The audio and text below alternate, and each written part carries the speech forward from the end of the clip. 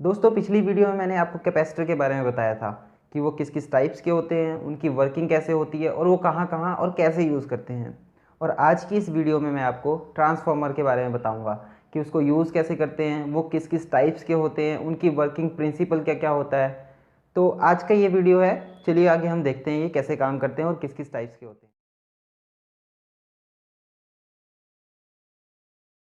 What is transformer. दोस्तों अगर एक एक सीधी सीधी लाइन में कहा जाए कि ट्रांसफार्मर क्या है तो इसका सीधा सीधा जवाब आता है कि ट्रांसफार्मर एक ऐसा स्टैटिक डिवाइस है जो एक सर्किट से दूसरे सर्किट में इलेक्ट्रिसिटी को पास करता है through the process of mutual induction.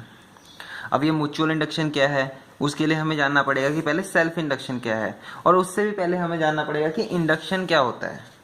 तो समझ आइए मैं बताता हूँ आपको इंडक्शन क्या होता है। देखिए, अगर कोई बैटरी लेके, सपोज ये है मेरे पास एक कॉइल बनाई हुई है यहाँ पे, और एक अगर मैं बैटरी ले लूँ कोई, और अगर मैं इसको इस पर कनेक्ट कर दूँ तो देखिए क्या होगा। जैसे ही मैंने बैटरी कनेक्ट की तो इसके अंदर से इलेक्ट्रॉन्स फ्लो होना शुरू हो गया। और इंडक्शन कॉइल, जब किसी कॉइल के अंदर से करंट फ्लो होता है तो वहाँ पे मैग्नेटिक एरिया क्रिएट होता है, और जब किसी कॉइल के अंदर मैग्नेटिक एरिया क्रिएट होता है तो उसमें एक ईएमएफ जनरेट हो जाता है, इलेक्ट्रोमोटिव फोर्स जनरेट हो जाता है। ये जो इलेक्ट्रोमोटिव फोर्स जनरेट होता है इसको ही हम इंडक्शन कहते हैं। और ये ईएमएफ इसके अंदर से फ्लो होने वाले इलेक्ट्रॉन्स, यानी इसके अंदर से फ्लो होने वाले करंट को ही ओपोज करता है, रोकता है, अपनी एक पुरानी सिचुएशन बनाने में ये फोर्स लगाता है। सपोज अगर पहले इसकी करंट ज़ीरो थी और जैसे ही ऑन करते ही इसमें करंट बढ़ना शुरू हुआ, तो जैसे जैसे करंट बढ़ना शुरू हुआ मैग्नेटिक एरिया भी क्रिएट हुआ और वो भी बढ़ना शुरू हुआ, और उस मैग्नेटिक एरिया की वजह से ईएमएफ जनरेट हुआ। और जितना ईएमएफ बढ़ेगा ये उतना ही अपने अंदर से फ्लो होने वाले करंट को ओपोज करेगा, खुद के करंट को बढ़ने से ओपोज करता है। यही हमारा म्यूचुअल सेल्फ इंडक्शन कहलाता है। ये हमारा इंडक्शन का प्रोसेस था, और यही जो ईएमएफ होता है अपने अंदर से करंट को फ्लो होने से रोकता है, खुद के करंट को ओपोज करता है, उसको हम कहते हैं सेल्फ इंडक्शन। अब दोस्तों ये सेल्फ इंडक्शन है, और ट्रांसफार्मर हमारा म्यूचुअल इंडक्शन पे वर्क करता है। तो दोस्तों इनमें ज़्यादा फर्क नहीं है, बस ये जो ईएमएफ जनरेट होता है वो इसके करंट को फ्लो ऑफ करंट जो होता है इसका, ये इसको रोकता है, अपने अंदर से बहने वाले करंट को रोकता है, ओपोज करता है, पर रोक नहीं पाता, और ना ही वो कभी भी अपनी मैक्सिमम करंट तक पहुंच पाता ही है, क्योंकि ये ओपोज करता है। अगर इस बैटरी कैपेसिटी 5 एम्पेयर है तो ये 5 एम्पेयर तक कभी नहीं पहुंच पाएगा, क्योंकि जैसे जैसे इसका करंट बढ़ेगा इंडक्शन जो फोर्स है इसमें ईएमएफ वो भी बढ़ेगा और वो उसी के करंट को ओपोज करेगा। तो मतलब हाई तक पहुंचते पहुंचते रह जाएगा, पर कभी हाई तक इसका करंट नहीं पहुंचेगा। इसको ही सेल्फ इंडक्शन कहते हैं। अब देखिए म्यूचुअल इंडक्शन क्या होता है। म्यूचुअल इंडक्शन में ये होता है कि अगर मैंने इसके आसपास, सपोज इसमें एक कोर डाल दी है और कोर की शेप ऐसे ले ली हमने, और अगर मैंने एक कॉइल बना दी यहाँ पे,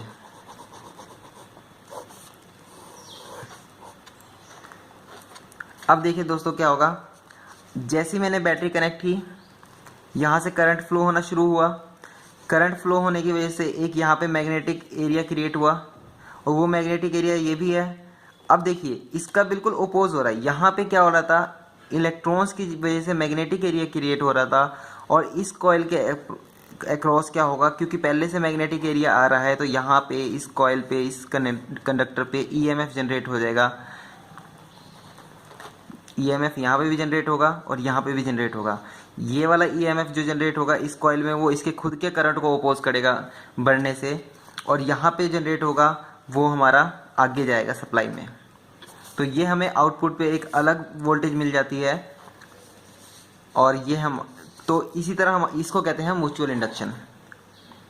सेल्फ इंडक्शन में ये खुद के करंट को अपोज करता है, म्यूचुअल इंडक्शन में वो दूसरी कॉइल में इलेक्ट्रोमोटिव फोर्स जनरेट कर देता है, इसको कहते हैं म्यूचुअल इंडक्शन। तो ट्रांसफार्मर भी हमारा कुछ इस तरह से काम करता है। ये कोर होता है, उसकी कुछ प्राइमरी वाइंडिंग होती है और एक सेकेंडरी वाइंडिंग होती है। अब अगर मैं यहाँ पे करंट दूँ, एसी सप्लाई दूँ, तो यहाँ पे भी हमें एसी सप्लाई मिल जाएगी। अगर मैंने यहाँ पे कोई वोल्टेज दी तो हमें सेकेंडरी कॉइल में भी वोल्टेज मिलेगी, क्योंकि यहाँ पे जब करंट फ्लो होगा तो यहाँ मैग्नेटिक एरिया बनेगा और मैग्नेटिक एरिया की वजह से इसमें करंट ईएमएफ जनरेट होगा और वो हमें आगे सप्लाई में मिलेगी। अब दोस्तों ये एक चीज़ और ख़ास बात ध्यान रखने वाली है कि ट्रांसफार्मर जो है वो एसी पे ही काम करता है। दुनिया का कोई भी ट्रांसफार्मर डीसी पे काम नहीं करता। तो अब हम देखते हैं कि हमारा ट्रांसफार्मर कितने टाइप्स के होते हैं। दोस्तों आप समझ गए होंगे ट्रांसफार्मर हमारा कैसे वर्क करता है। जब हम दो कॉइल होती है, एक प्राइमरी और सेकेंडरी, बीच में कोर होता है, आयरन कोर हो सकता है, फेराइट कोर हो सकता है, कोई भी हो सकता है। और जब हम प्राइमरी कॉइल पे एसी सप्लाई देते हैं तो वहाँ पे मैग्नेटिक एरिया क्रिएट होता है और उस मैग्नेटिक एरिया की वजह से सेकेंडरी कॉइल में ईएमएफ जनरेट होता है, इलेक्ट्रोमोटिव फोर्स, और वो हमें आगे सप्लाई में मिलती है। अब देखते हैं कितने टाइप्स के हमारे ट्रांसफार्मर होते हैं और उनके क्या क्या काम होते हैं। पहले बात करते हैं स्टेप डाउन ट्रांसफार्मर की। स्टेप डाउन ट्रांसफार्मर का मतलब है ये आगे हमें वोल्टेज डाउन करके देगा। अगर आपने यहाँ पे सप्लाई दी 220 वोल्ट्स एसी, तो ये आपको डिपेंड करता है कि कॉइल का क्या रेशो है। अगर यहाँ पे 100 टर्न्स है, यहाँ 50 टर्न्स है, तो ये हमें हाफ टर्न्स है तो इसका हाफ देगा, यानी 110 वोल्ट्स देगा ये। अगर यहाँ पे सिर्फ 20 टर्न्स होते तो ये उसका उतने ही टाइम्स कम करके दे देता है, इनका रेशो सेम होगा। और इसमें एक और चीज़ है दोस्तों, पावर जो है हमारा हमेशा power input is equal to power output, क्योंकि जितना पावर आपका इनपुट होगा उतना आउटपुट होगा। एक बार ये करिए फिर मैं ये बताऊंगा आपको।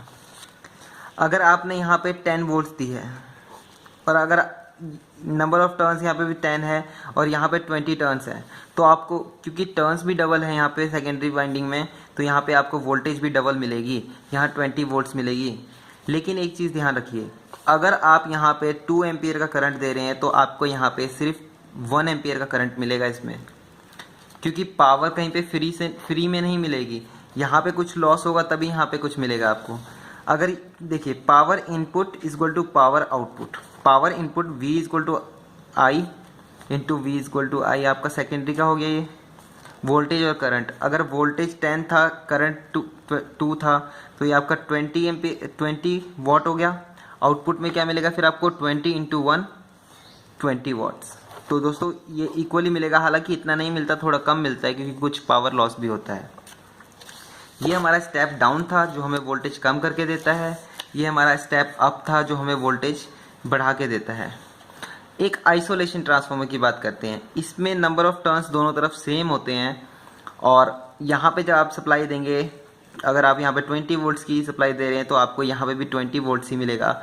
बस इसका फ़ायदा ये है, ये वहाँ पे यूज़ किया जाता है। सपोज़ मानिए, आप मान के चलिए कि एक एसी सप्लाई आ रही है, अचानक ही एक स्पाइक आया बहुत हाई वोल्टेज का, ये उसको प्रिवेंट करेगा। देखिए अभी हमने पढ़ा था इंडक्शन में क्या होता है, जैसे ही करंट बढ़ती है, जैसे ही एकदम से करंट बढ़ना शुरू होगा, इसका इंडक्शन यहाँ पे इंडक्शन बढ़ेगा, मतलब यहाँ पे जैसे ही फ्लक्स बढ़ेगा यहाँ पे, और उस फ्लक्स की वजह से एक ईएमएफ जनरेट होगा जो इसके खुद के करंट को बढ़ने से ओपोज करेगा, रोकेगा। तो उसमें यही होता है, इनपुट में जो स्पाइक्स आएंगी वो आपको आउटपुट में नहीं मिलेगी, क्योंकि यहाँ पे आयरन कोर होता है। तो एकदम से ही जो बहुत तेज़ी से जो एक स्पाइक आता है वो एकदम से नहीं बढ़ पाता, उसका खुद का इंडक्शन ही उसको रोक देता है बढ़ने से, और हमारा जो आगे सर्किट है वहाँ पे स्मूथ सप्लाई आती है, वहाँ पे कोई प्रॉब्लम नहीं आती। तो ये सेफ्टी पर्पज़ से भी इसको यूज़ किया जाता है आइसोलेशन ट्रांसफार्मर को। अब बात करते हैं पावर ट्रांसफार्मर की। पावर ट्रांसफार्मर में क्या होता है, आपको एक इनपुट दी होगी जहाँ पे आपने 220 या जितना भी देना है, और यहाँ पे आपको सेवरल अलग अलग वोल्ट्स के वो मिल जाएंगे कॉइल्स। मतलब जैसे कि आप समझ लीजिए 15 वोल्ट्स का मिल गया आपको, 12 वोल्ट का मिल गया, यहाँ पे 9 वोल्ट का मिल गया, अलग अलग आपको मिल जाएंगे। तो इसका सेम पर्पस जैसे बाकियों में हो रहा है वैसे ही हो रहा है, यहाँ पे अलग अलग छोटी छोटी कॉइल्स, कम टर्न्स के कॉइल्स एक से ज़्यादा होंगे, कितनी रिक्वायरमेंट की वोल्टेजेस है वो। अब एक होता है ऑटो ट्रांसफार्मर। इसमें क्या होगा, आपकी दो होंगी इनपुट्स, ये आपकी दो इनपुट्स है, ये फेज हो गया, न्यूट्रल हो गया, और ये आपकी आउटपुट्स होंगे। इसमें आप इसकी टर्न्स को अप या डाउन करके आप इसकी वोल्टेज को कंट्रोल कर सकते हो। ऑटो ट्रांसफार्मर इसलिए कहते हैं इसको, ताकि आप इसको कम ज़्यादा कर सकते हो, इसकी आउटपुट को, सेकेंडरी वाइंडिंग को कम ज़्यादा करके आप वोल्टेज कम ज़्यादा पा सकते हो, इसलिए इसको ऑटो ट्रांसफार्मर कहते हैं। तो दोस्तों ट्रांसफार्मर की वर्किंग भी कुछ ऐसे ही होती है, ज़्यादा कुछ नहीं है इसमें बताने को। उम्मीद है दोस्तों आपको ये वीडियो पसंद आई होगी, अच्छी लगी तो लाइक कीजिए, समझ आया तो शेयर कीजिए। तो मिलते हैं दोस्तों अगली वीडियो में। जय हिंद।